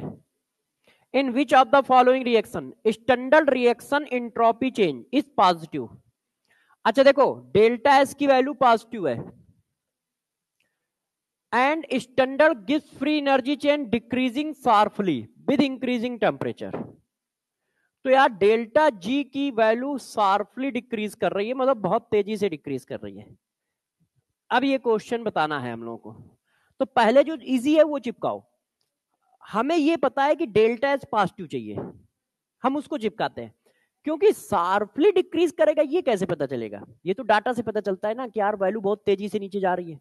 तो वो टफ काम है। टफ काम क्यों करेंगे हम लोग, इंसान है, इजी करेंगे। तो पहले पॉजिटिव पे जाओ। ये पॉजिटिव है, हाँ ये पॉजिटिव नहीं है,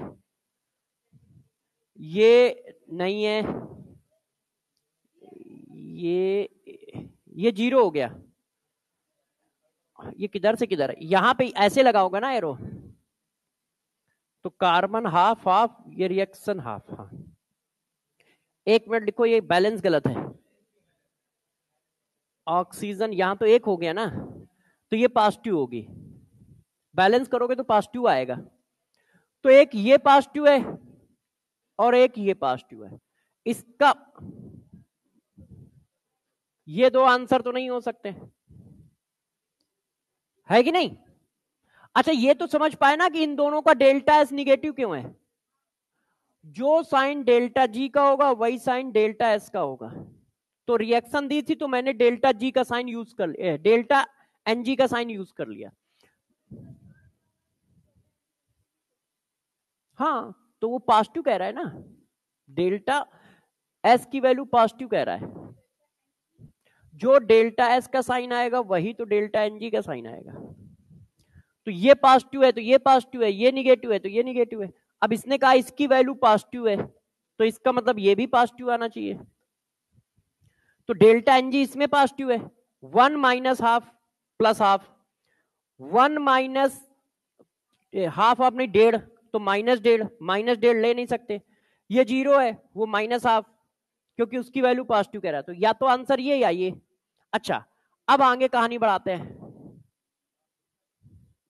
gives free energy decrease sharply with increasing temperature.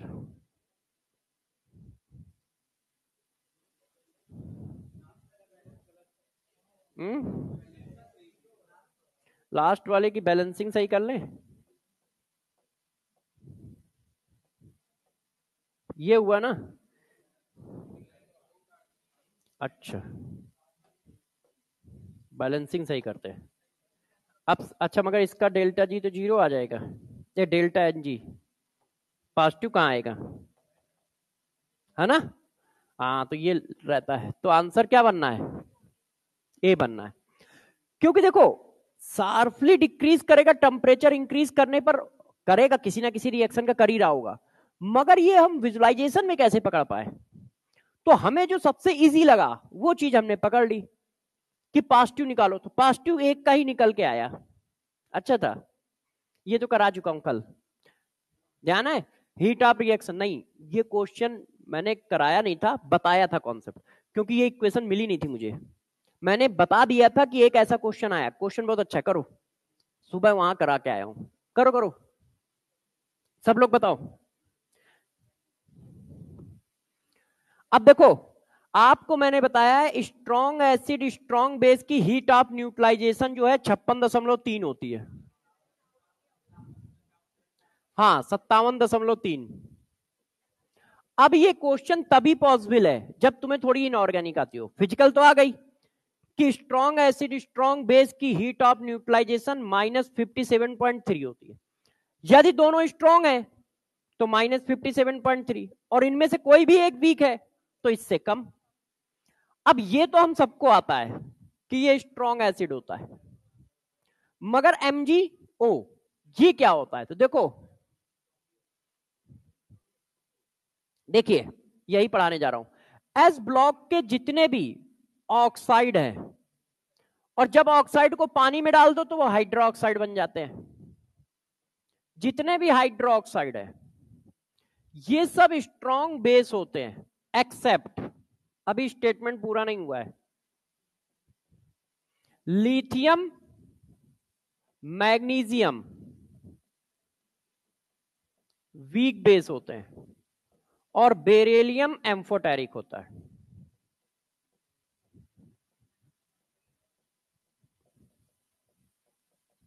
तो ये क्वेश्चन शानदार क्वेश्चन है, क्योंकि जनरली बच्चों को याद होता है कि एस ब्लॉक के ऑक्साइड और हाइड्रोक्साइड स्ट्रॉन्ग बेस होते हैं। ऐसा नहीं है। लिथियम का ऑक्साइड हाइड्रोक्साइड वीक है, मैग्नीशियम का हाइड्रोक्साइड और ऑक्साइड वीक है, बेरिलियम का एम्फोटेरिक है। तो ये वीक है, और यदि ये वीक है तो लेस देन, यदि इनऑर्गेनिक गलत है तो बी चिपका दोगे तुम, दोनों को स्ट्रांग मान लोगे तो बी आंसर आ जाएगा, वीक मानोगे तब ए आएगा। तो ये बात ध्यान रखना, आज के बाद पूरा एस ब्लॉक का बता दिया है सारा कि कौन वीक है कौन स्ट्रांग है। 3 को छोड़कर सारे स्ट्रांग कंसीडर किए जाते हैं, ठीक है।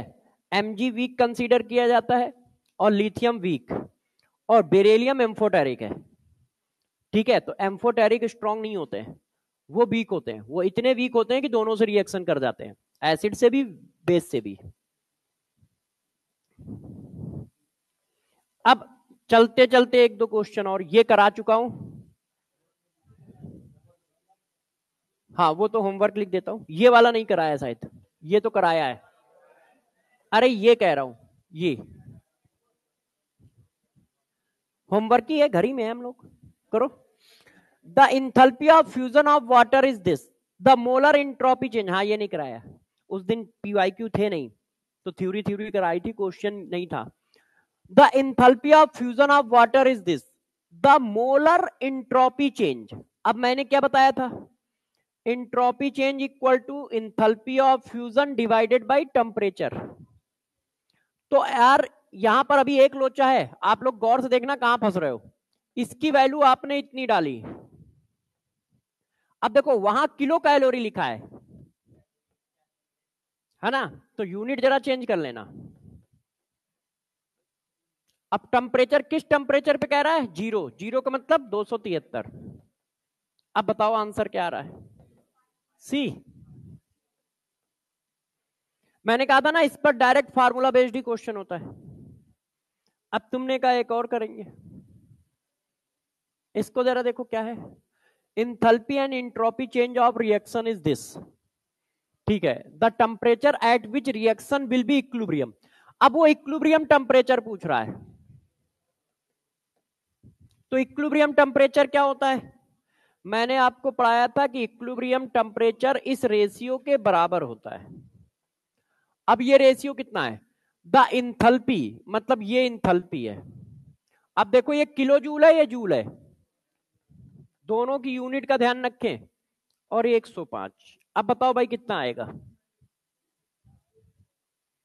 कितना आएगा ए, भाई कैलकुलेशन आपके हवाले है, और ये सब वही समझ पा रहे होंगे जिन्होंने रेगुलर क्लास ली है, क्योंकि आज हम लोग समझा नहीं रहे, ये करा चुका हूं, ये करो। ऐसा क्वेश्चन कराया, बस ये नहीं कराया है। When 1 gram of methane in burn in oxygen, 13.3 kilo calorie of heat are liberated, the heat of combustion of methane in kilo calorie.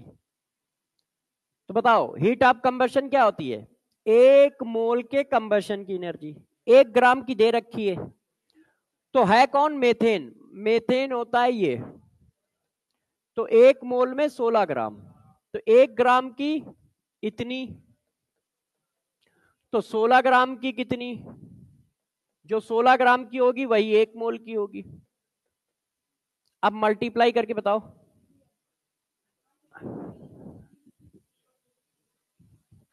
अब देखो ये प्लस वाले तो आंसर हो ही नहीं सकते, हीट ऑफ कंबशन तो निगेटिव वैल्यू है, तो ये होगा, दिए प्लस माइनस दिए, हाँ वहां उसने बता दिया है कि निकल रही है। तो आगे बढ़े, ये करा दिया है HW, ये भी करा दिया है, ये भी करा दिया है, करा दिया था ना, अच्छा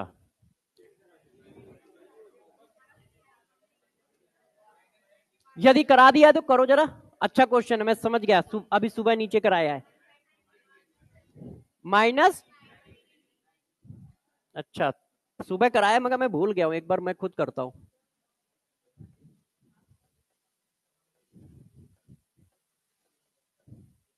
देखो हीट ऑफ फॉर्मेशन पूछ रहा है, enthalpy of formation of HCl। Formation 1 मोल का होता है तो रिएक्शन ये लिखी जाएगी। आपको बॉन्ड इंथैल्पी दी है तो इसकी आधी रखोगी क्योंकि आधे मोल आएंगे। अच्छा मैं पहले थोड़ा पढ़ा दूं, मैं क्वेश्चन कर रहा हूं। हीट ऑफ फॉर्मेशन कैसे लिखा जाता है, उसके नेचुरल फॉर्म से, और कितना बनाना होता है 1 मोल। तो 1 मोल बनाया, इसका नेचुरल फॉर्म हाइड्रोजन, इसका नेचुरल फॉर्म Cl। इस रिएक्शन की हीट निकालनी है और इस रिएक्शन की जो हीट होगी वही हीट ऑफ फॉर्मेशन होगी, क्योंकि heat of reaction journal name है और हीट ऑफ फॉर्मेशन एक स्पेसिफिक नेम है। तो मैंने कहा हीट ऑफ रिएक्शन कितनी निकलेगी बॉन्ड इंथैल्पी के टर्म में, तो bond enthalpy of reactant minus bond enthalpy of product. Reactant की वैल्यू डालो, 1 मोल की कितनी है 435 और आधा मोल बॉन्ड ब्रेक करने। 1 मोल की कितनी है 342, 242, आधा मोल करने। 1 मोल की कितनी है 431 और 1 मोल ही करने हैं, यहां 1 मोल ही है। अब कट्टम काट खेलो तो 2 1 7 1 2 1, अब ये 2 2 3 और इसको 20 कर लेते हैं तो 20 20 40, 40 में 2 कम कर लो तो ये 100 आ गया माइनस 93, तो 93 सी आएगा, है ना। समझ पाए कैसे किया है। अच्छा फिर ये वाला बता दो बस लास्ट, बाकी सब करा चुका हूं, बस लास्ट क्वेश्चन है। डेल्टा जी वाला कोई नहीं कराया है तो कोई ये नहीं कह सकता ये करा चुके हो, क्योंकि मुझे पता होता है कि क्या कराया क्या नहीं कराया। उस दिन ये स्लाइड थी नहीं तो मैंने PYQ 1 भी नहीं कराए थे, कल परसों से ये स्लाइड हाथ लगी है, क्योंकि उस दिन MD सर आए नहीं थे मंडे को, फ्लाइट डिले हो गई थी उनकी, कैंसिल हो गई थी। इसका आंसर निकालो। अब देखो डेल्टा जी क्या है, स्टेट फंक्शन है, तो रिएक्शन दी है, रिएक्शन पूछ रहा है, तो जैसे करते हो वैसे कर दो। The factor of delta G value in important in metallurgy, ठीक है। The delta G value for the following reaction at 800 kelvin temperature are given. 3 reaction की डेल्टा जी दी है, चौथे की पूछ रहा है भाई, तो जितने भी स्टेट फंक्शन है सब में वो रूल लगेगा। 3 रिएक्शन दी है, चौथी निकालनी है तो मैथ्स के हिसाब से निकालो। अब कैसे निकालोगे, तो देखो हमें ZNS चाहिए लेफ्ट में, लेफ्ट में नहीं है राइट में, इसका मतलब इसको पलट देते हैं, तो इसको मैंने पलट दिया और एनर्जी का साइन भी पलट गया। अच्छा ZNO कहां चाहिए, राइट में, राइट में है। अब कॉफिशिएंट मिलाओ, इसका कॉफिशिएंट 2 चाहिए 2 है, इसका कॉफिशिएंट 2 चाहिए 2 है, तो अब बस ऐड करना है 1 2 3, ऐड कर दो 1 + 2 + 3। अब ऐड किया, देखो H2 यहां कहां है लेफ्ट में और यहां कहां है राइट में, कट गया, ठीक है। Zn यहां कहां है लेफ्ट में, वहां कहां है राइट में, कट गया, इस रिएक्शन में राइट में है। अरे नहीं ये तो दूसरी रिएक्शन है, दूसरी रिएक्शन का तो पलटा वाला फॉर्म ये है, ये वाला कटेगा। यहां कहां है लेफ्ट में, वहां कहां है राइट में, कट गया।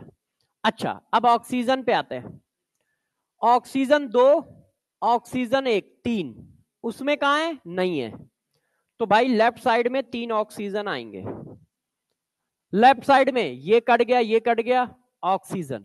अब लेफ्ट साइड में क्या बचा ये, तो ये आ गया, लेफ्ट साइड खत्म। लेफ्ट साइड में क्या था, ये था ये था ये था ये था और ये था, है ना। अब राइट में आ जाओ, SO2 राइट में है,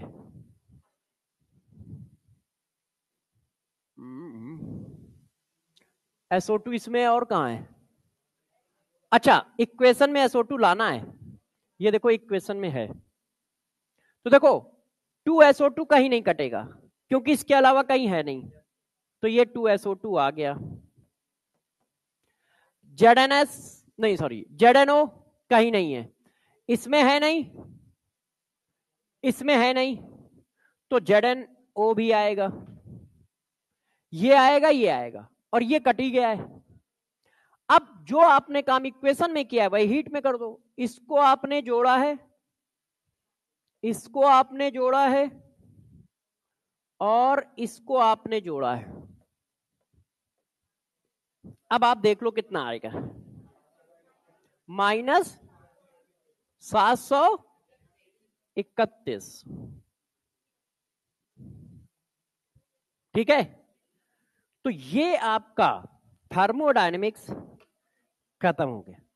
कम से कम आप काउंट कर लो 70-80 क्वेश्चन करा दिए होंगे, 10-15-20 क्वेश्चन तो आज ही करा दिए, एक जो नहीं कराए उनको, जबकि जो करा चुका उन सबको। ये 34 नंबर की स्लाइड है।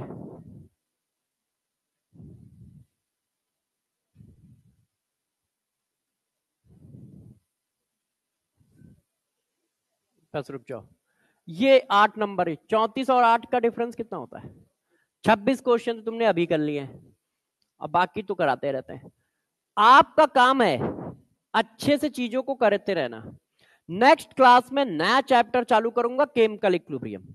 केमिकल इक्विलिब्रियम साइज में छोटा है मगर क्वेश्चन खूब दे रहा है आजकल, पिछले 2 साल से उस पर क्वेश्चन आते हैं खूब, क्योंकि एनसीईआरटी में इक्विलिब्रियम लिखा है।